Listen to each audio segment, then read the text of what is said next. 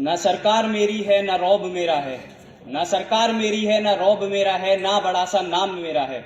मुझे तो एक छोटी सी बात का गर्व है कि मैं संविधान से हूं और संविधान से अस्तित्व मेरा है। आदरणीय प्रधानाचार्य जी एवं सभी सम्मानित शिक्षकों को मेरा नमन।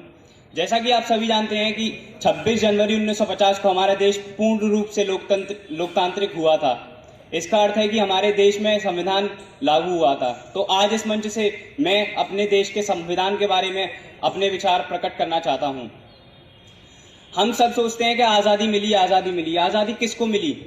आज़ादी किसी एक परिवार या एक व्यक्ति को नहीं मिली। आज़ादी हर व्यक्ति, हर पेड़, हर पशु को मिली, जिसने इस आज़ादी की लड़ाई में सबका साथ दिया। तो उस आज़ादी को बरकरार करने के लिए यह जरूरी था कि कोई एक ऐसा तंत्र बनाया जाए जिससे कि वो आज़ादी सबको समानता के रूप से मिले। तो उस तंत्र को बरकरार करने के लिए लोकतंत्र इस देश में लाना बहुत जरूरी था। लोकतंत्र लाने के लिए एक संविधान जरूरी है जो पूरे लोकतंत्र को ठीक से चला सके। तो वो संविधान, हमारी संविधान सभा ने उसका संविधान का गठन किया। जैसा कि आप सभी जानते हैं कि भारत का संविधान दुनिया का सबसे बड़ा लिखित एवं लंबा संविधान है।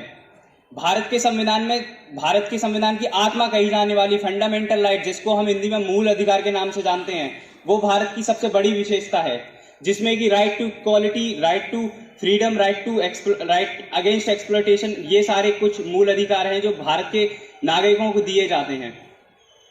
और कला की बात हो, कलाकार का नाम ना है, ऐसा हो ही नहीं सकता। उसी प्रकार अगर भारतीय संविधान की बात हो और भारतीय संविधान सभा का जिक्र ना आए, ऐसा हो ही नहीं सकता। भारतीय संविधान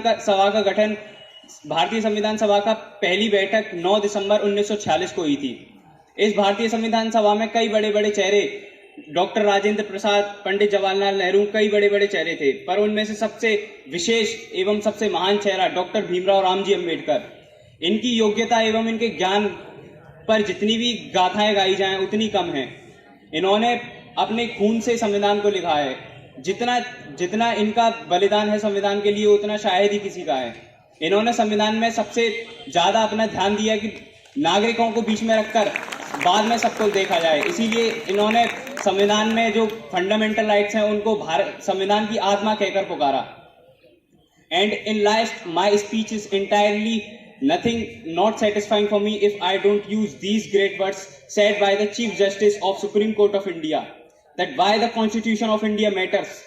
The Constitution of India matters because it works even for those who don't believe in it. Thank you very much. Bharat माता की जय।